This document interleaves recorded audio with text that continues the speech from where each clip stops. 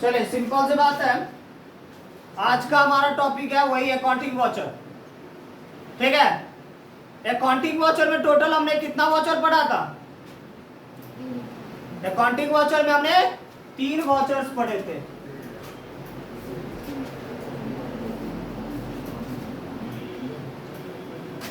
Accounting voucher में कितने vouchers पढ़ा था हमने?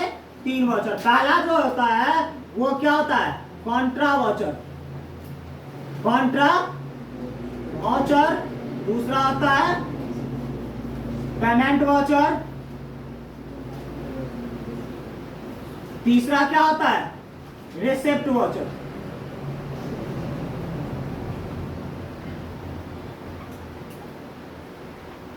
पहला क्या होता है? कॉन्ट्रा वाउचर, दूसरा पेमेंट वाउचर और तीसरा रिसिप्ट वाउचर। कॉन्ट्रा वाउचर का काम क्या होता है? तो कॉन्ट्रा वाउचर में हम लोग टोटल बैंक डिटेल्स प्रोवाइड करते हैं, यानी कि बैंक का जितना भी ट्रांजैक्शन होगा, बैंक ट्रांजैक्शन।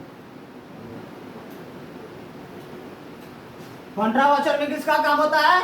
बैंक ट्रांजैक्शन का। पेमेंट वाउचर में हम लोग जितना भी पेड करते हैं वो सभी आ जाता है, और रिसिप्ट वाउचर में क्या करते हैं? जितना भी रिसिप्ट होता है वो आता है। यही सब आता है ना, ये तो कवर कर लिए थे। कॉन्ट्रा वाउचर किससे स्टार्ट होता है? F4 से। पेमेंट वाउचर किससे स्टार्ट होता है? F5 से। रिसिप्ट वाउचर F6 से। अगर इसके लिए जाना पड़ेगा या आपको प्रोसेस देखना पड़ेगा, तो प्रोसेस क्या हो जाएगा? सबसे पहले चले जाना है गेटवे ऑफ टैली पे। कहां पे चले जाओगे? Gateway of tally. फिर चले जाना है वाउचर पे। उसके बाद चले जाना है आपको जो भी जहां भी जाना है। F4 दबाओगे तो कॉन्ट्रा स्टार्ट होगा। क्या स्टार्ट हो जाएगा? कॉन्ट्रा। अगर F5 दबाते हो तो क्या स्टार्ट होगा? पेमेंट। और F6 दबाओगे तो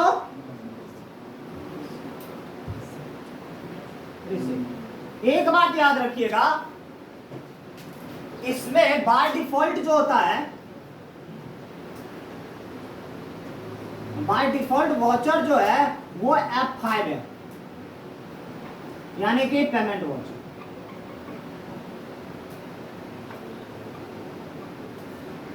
कौन सा वाउचर है? Payment voucher. ये याद रखने वाली बात है। अब ये पेमेंट वाउचर कैसे काम करेगा? तो सिंपल सा चीज याद रखिएगा, जब कभी भी आप पेमेंट वाउचर यानी कि वाउचर ओपन करोगे, तो वाउचर ओपन करते वक्त आप देखिएगा आपका पेमेंट वाउचर ही शो करेगा। आप वाउचर ओपन करोगे तो आपका डायरेक्ट पेमेंट वाउचर दिखेगा, ना तो कभी कॉन्ट्रा दिखेगा, ना कभी रिसिप्ट दिखेगा। कौन सा दिखता है? Payment voucher. क्लियर है? अच्छा, एक चीज होगा, गोल्डन रूल याद है ना सबको? गोल्डन रूल टोटल कितने हैं? 3। पहला होता है personal account. Personal account. Personal account में क्या क्या आता है गोल्डन रूल में? तो इसके डेबिट साइड यानी कि डीआर साइड में जितने रिसीवर होंगे, और सीआर साइड में जितना गिवर होगा। पर्सनल अकाउंट में, रियल अकाउंट में क्या सब आ जाता है? तो रियल अकाउंट में आता है डीआर साइड में जो सामान आएगा। पर्सनल अकाउंट में क्या होगा? जितना भी बैंक होगा, कंपनी होगा, और बैंक, कंपनी, और तीसरा क्या आ जाएगा? पार्टी। ये सभी तो नाम है ना, या कोई व्यक्ति है या कोई संस्था है। तो ये क्या करेगा? या तो आपसे लेगा या आपको देगा।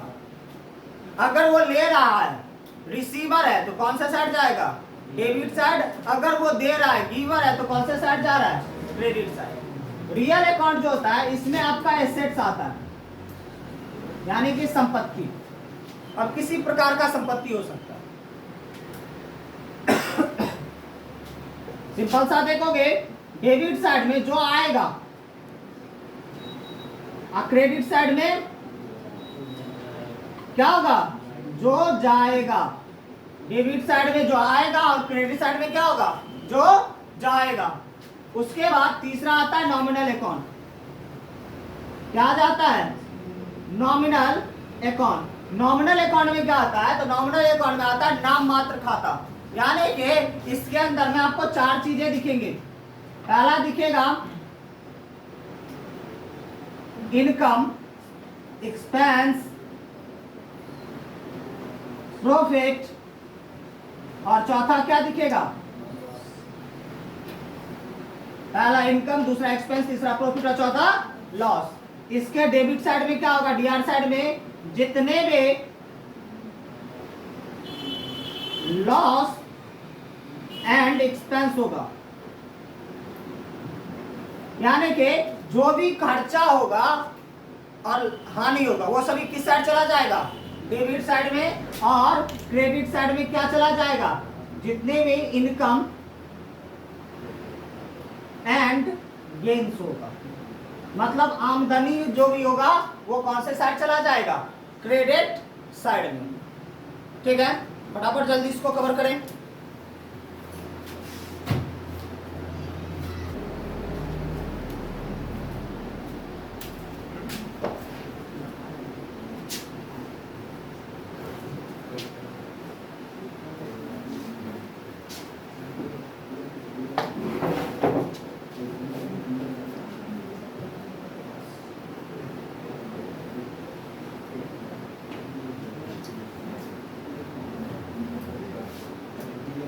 चले, अब अगला टॉपिक है पेमेंट वाउचर।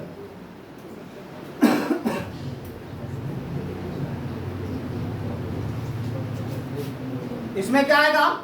अब पेमेंट वाउचर जब देखोगे तो पेमेंट वाउचर किससे स्टार्ट होता है? F5 से। पेमेंट वाउचर किससे स्टार्ट होगा? F5 से। इसका फर्स्ट एंट्री क्या होता है? इसका फर्स्ट एंट्री जो होता है वो होता है डीआर साइड। फर्स्ट एंट्री कौन सा साइड होता है? DR side. अब इसमें अगर देखा जाए तो इसमें भी टोटल 3 काम है। कॉन्ट्रा में भी हम लोग 3 काम करते हैं और पेमेंट में भी टोटल कितने काम से है? 3 काम है। पहला जो इसका काम है वो है paid to party. Paid to party, ठीक है। इसमें क्या आ जाएगा? Party name account DR, party name account DR to cash या bank account. Party name account DR to cash या बैंक अकाउंट। इसका पार्टी नेम किधर चला जाएगा? Sundry creditor. पार्टी नेम कहां चला जाएगा? Sundry creditor. दूसरा जो होगा इसमें होगा पेड फॉर एक्सपेंसेस।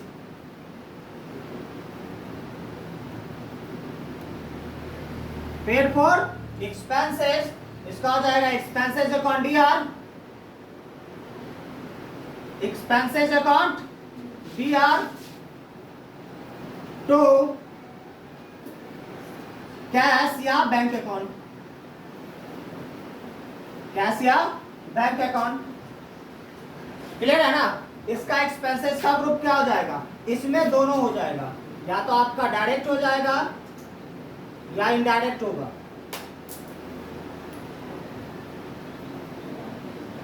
डायरेक्ट या इनडायरेक्ट एक्सपेंसेस। तीसरा होता है परचेज। तीसरा क्या होता है? परचेज। परचेज के लिए हम लोग क्या करेंगे? तो परचेज के लिए परचेज अकाउंट डीआर,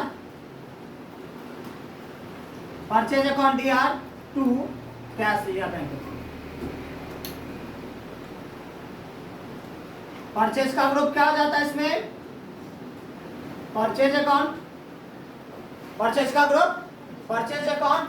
अगर आपको परचेज के जगह पे कोई सामान का नाम लिखा है, अगर सामान का नाम नहीं है, डायरेक्ट परचेज दिया गया है या परचेज गुड्स है, तो आपका तो वहां पे परचेज ही हो जाएगा। अगर वहां पे अगर सामान का नाम दिया गया है, यानी कि यहां पे आपको दिया गया रहेगा परचेज